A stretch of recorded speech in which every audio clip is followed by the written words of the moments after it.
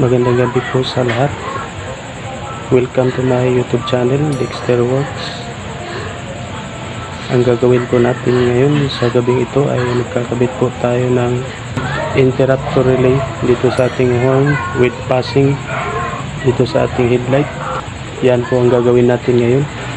Ngayon subukan muna natin.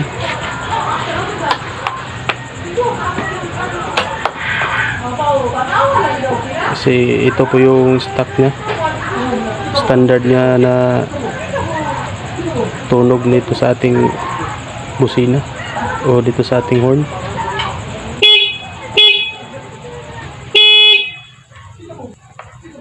Mamaya lalagyan natin yan ng interrupter relay, tapos kasabay na rin yung passing light sa ating headlight. Dito natin siya ilalagay sa high beam ng ating headlight. Ito po yung headlight natin. Ito mga torch. Yan. Ito po yung headlight natin. Pag pinindot natin yung busina, kaya magiging rapid siya. Tapos kasama na rin magpapassing light itong headlight natin. Yan. Dito na hanapin natin yung high beam. Dito natin siya ikakabit. Yung high beam sa motor natin ay kulay asul. Ito po siya, color blue, blue wire. Ito po yung high beam ng motor natin dito sa ating headlight. Dito natin siya ikakabit, iba-bypass natin. Dito natin ilalagay yung with passing. At ngayon, ito na yung gagamitin natin. Meron tayo ditong horn relay. Meron po itong numero. Ayan. 30, 85, 86, at saka 87. Meron po tayo yung gagawin dyan mamaya. Dito natin siya ikakabit yung interrupter relay natin. At ito po yung interrupter relay natin. Push yung brand ng interrupter relay natin, 12 volts. Ito ang gagawin natin dito. Hanapin natin yung positive at saka negative. Yung positive dito sa ating interrupter relay kulay pula, red wire. Yung negative, itong kulay itim, itong black wire. Dito natin ikakabit yung doon sa ating stock na socket sa ating busina. At ang gagawin natin doon ay hanapin din natin yung positive doon sa ating standard na stock na socket sa ating busina o stock horn. Tapos itong dalawang to, dito natin ilalagay yung relay, horn relay. Either dito natin ilagay yung 85 sa kabilang dilaw, tapos dito sa kabila dito natin ilagay yung 86. Yun yung gagawin natin, ang kakabit natin itong socket para may kabit rin natin na may dugtong natin yung wire. Dito sa ating socket, hindi na natin gagamitin itong isang wire, itong nasa gitna. Ito po yung 87A. I-disregard natin yung kulay puti na wire. Ang gagamitin natin itong 30, 85 at saka 86 at saka 87. Ngayon kakabit natin itong interrupter relay natin. I-organize muna natin itong kulay dilaw, dito natin ilalagay sa 86 ng ating horn relay. Tapos mamaya abangan nyo, meron tayong gagawin doon sa ating passing light. Maglalagay po tayo ng diode. Horn with passing light po yung gagawin natin, kaya maglalagay po tayo ng diode. Itong 87, doon na natin ilalagay ito sa horn terminal ng ating stock horn. Tapos gagawa tayo ng body ground mamaya para sa kabilang pin. Tapos itong isang wire dito sa 30, ilalagay natin to sa accessories wire doon sa ating susian sa kulay itim na wire. Ngayon ilalagay muna natin itong diode dito. Hinang muna natin siya dito.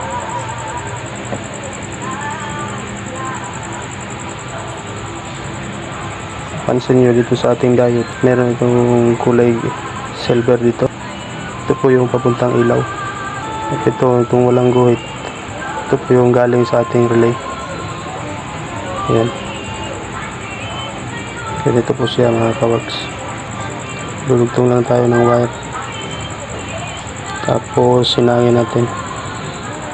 Kasi itong mahabang wire, ito yung patungong high beam nating headlight.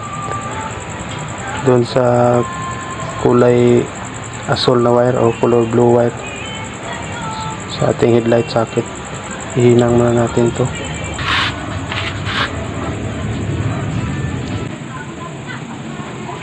Yan, ayun natin. Ito na sa kamay.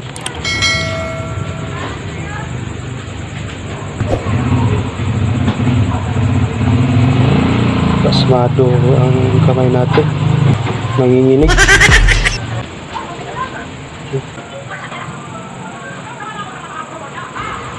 Yan ang resulta ng hinang natin. Ay, hinang natin dito sa diode. Ayan. Tibay na to. Hindi na to mahuhugot. Yan. Sa ating motor kailangan alam natin yung flow ng current ng ating motor. Kung positive trigger ba siya o negative trigger. Dito sa ating motor, positive trigger po ito. Kasi pag pinindot natin itong horn switch, ilalabas po siya ng positive supply. Ayan. Tapos stable yung ground. Yung sa ibang motor, yung negative trigger, stable yung positive supply nila. Tapos yung ground, yung trigger, kasi negative trigger yun. Pag pinindot, mapapasukan yung ground ng... Ayan, ito yung interrupter relay. Sa ating interrupter relay, ito po yung positive, yung kulay pula. Kaya dito natin siya lalagay sa sky blue. Itong kulay verde or green wire, dito natin lalagay sa black wire.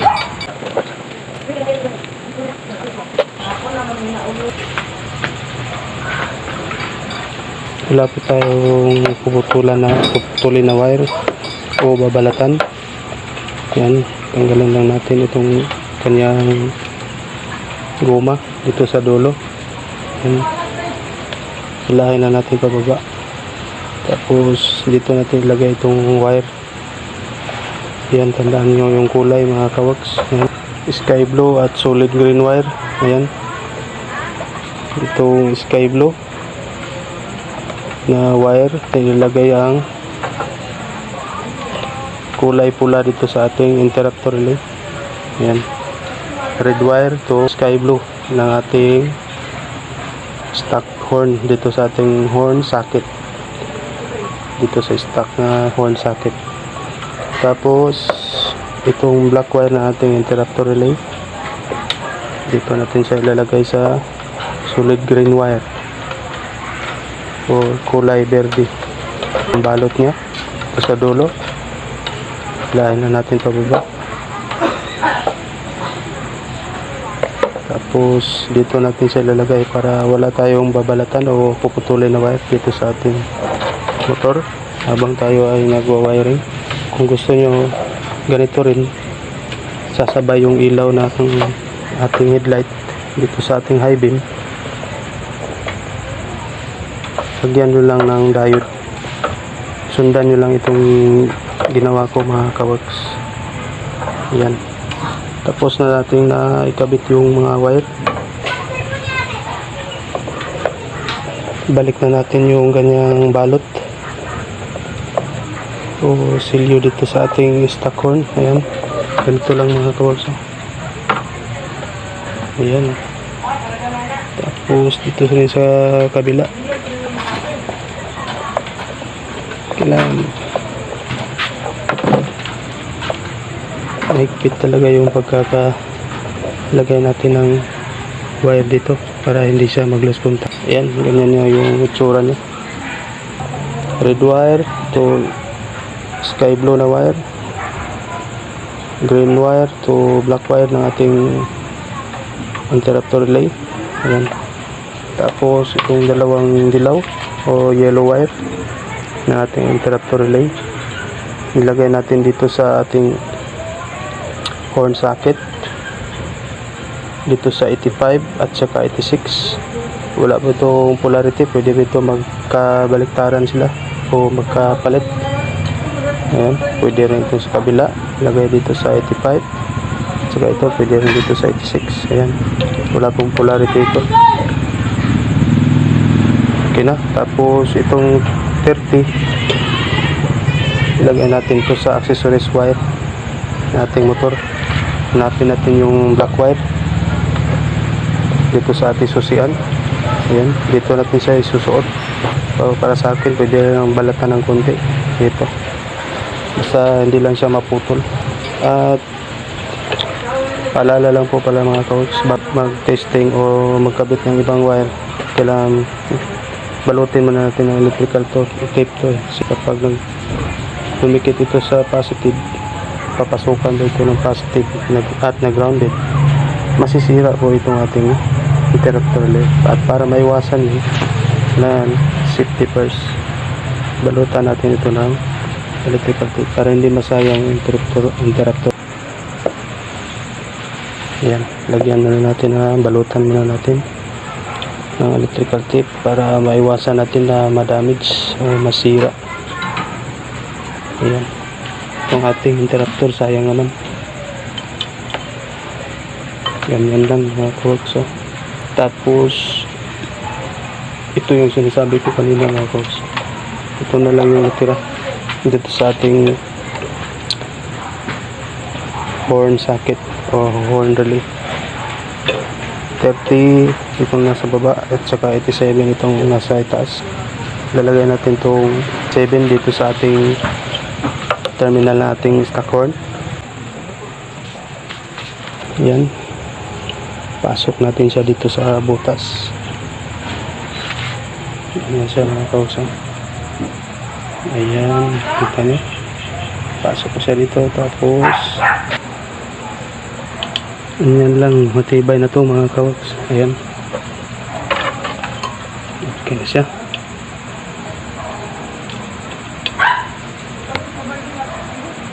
Tapos dito, ito yung ground natin. Itong ground pwede natin iipit dito sa ilalim ng ating tornilyo, ating busina. Tapos kabit natin siya dito. Hindi pa dumating yung Nipro na in-order ko sa online, kaya susunod na lang pag gawa tayo ng video tutorial sa Nipro kung paano magkabit pag dumating na yun.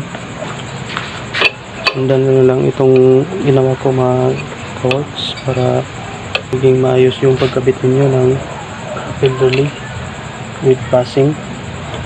Tapos paglagay nito, dapat nasa likuran yung wire para hindi siya naputol. Sa likuran siya, maiipit lang siya ng maiipit, hindi siya mapuputol. Ayan. Tapos ito po yung socket ng ating headlight. Dito natin isusuot yung galing sa diode, tsaka doon dito sa ating interrupter relay para mag-passing siya. Ito po yung wire ng ating susian. Hanapin natin dito yung kulay itim na wire, solid black wire. Dito natin ilagay yung number 30 na ating relay dito sa ating socket. Ito po yung number 30. dito sa ating horn socket, saka dito sa ating relay. Ang kulay pula na wire, dito natin siya ikakabit sa solid black wire na ating susian, kasi ito po yung accessories wire na ating motor.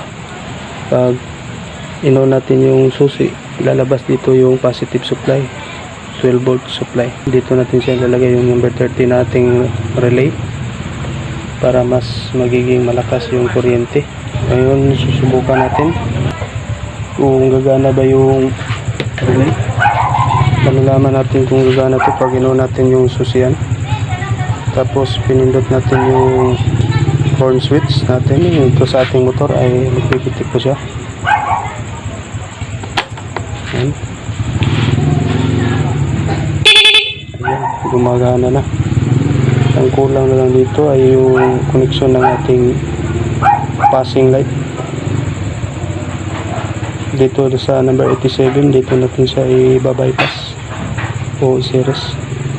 Ito po yung tunog niya, maganda na po yung tunog ng ating busina o horn.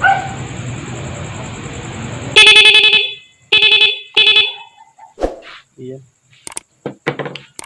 Ngayon, ilalagay na natin yung passing light natin dito sa socket ng ating headlight. Hanapin natin yung high beam. Ito po yung high beam ng ating motor, kulay blue wire, color blue wire o kulay asul na wire. Ayan, dito natin ilalagay yung galing sa ating diode.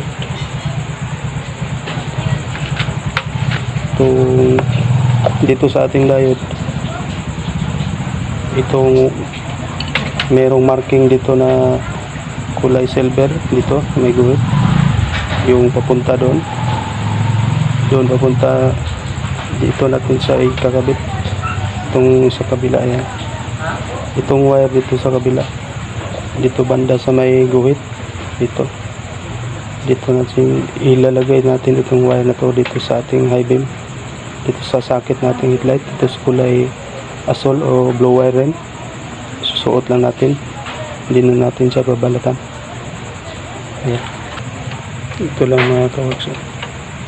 Suot lang natin dito sa nasa sa inyo lang kung gusto nyo ilagay sa high beam o sa low beam. Kasi yung low beam nating headlight ay itong kulay puti. Ayan, sa akin dito ko ilagay sa high beam. Mas maganda sana kung may extra switch tayo para pwede nating paganahin yung ilaw kapag nagserbat na pumindot, nagbusina tayo o gumamit tayo ng horn. Pwede natin paganahin yung ilaw, yung passing. I-on natin yung switch, tapos maganahin natin yung ilaw, yung passing natin, gagana na siya. Tapos kung ayaw naman natin paganahin yung ilaw, i-off lang natin yung switch.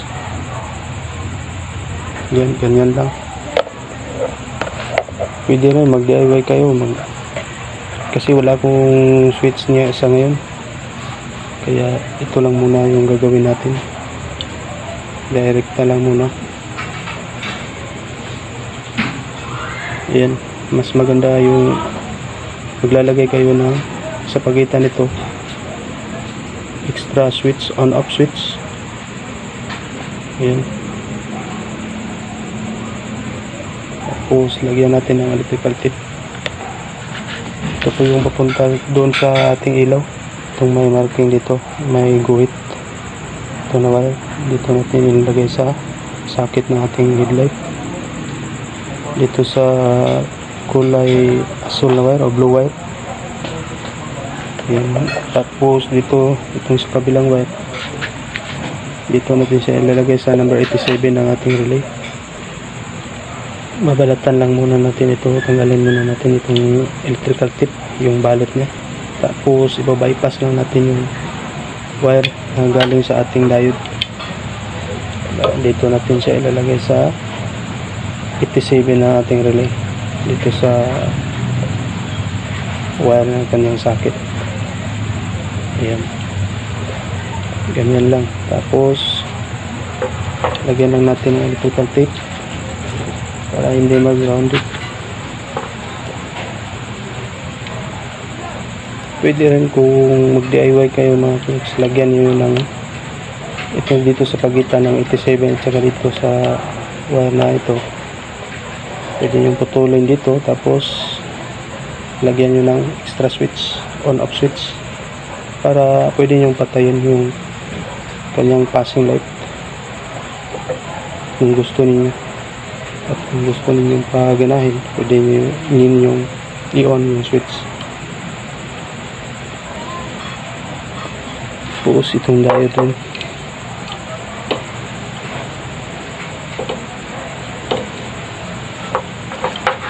Tanggalin lang muna natin kasi nagka buhol-buhol. Ayan. Para ma-organize. Ayan, ma-organize na. Tapos lagyan natin ang electrical tape, itong diode.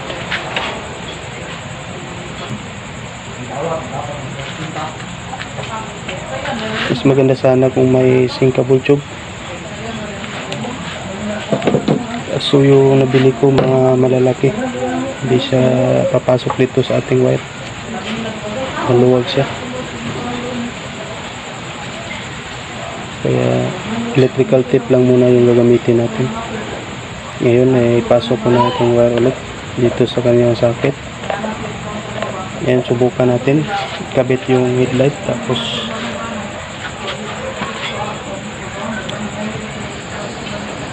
at tunugin natin yung busina kung maiilaw ba yung ating headlight, sasabay ba siya dito sa ating busina. Kapag gumamit tayo ng busina, magpa-passing light ba siya? Kailangan talaga mag-passing light siya kasi meron tayong nilagay dito na wire. Binaypass natin at saka meron tayong diode para pag gumamit tayo ng headlight, hindi tutunog yung horn natin, hindi babalik yung kuryente.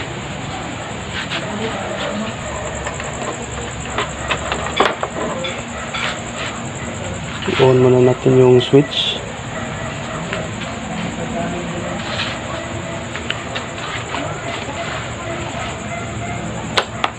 Ayan. Tapos tingnan natin kung gagana ba. Ayan. Testing tayo.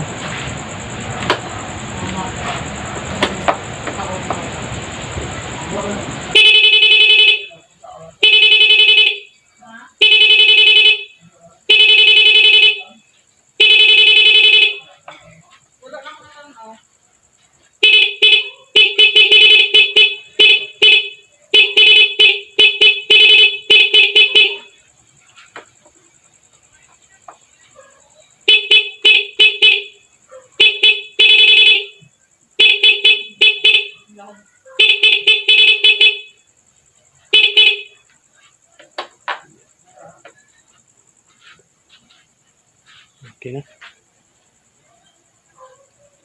What's up sa lahat? Peace.